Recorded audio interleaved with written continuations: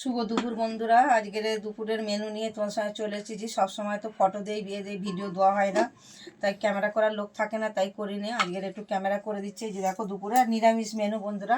আজকের অমাবস্যা, যেহেতু আমার জায়ের বাড়ি কালী পুজো হয়, মানে পুজো করে প্রত্যেক মাসে অমাবস্যায়, তাই এই নিরামিষ মেনু করেছি।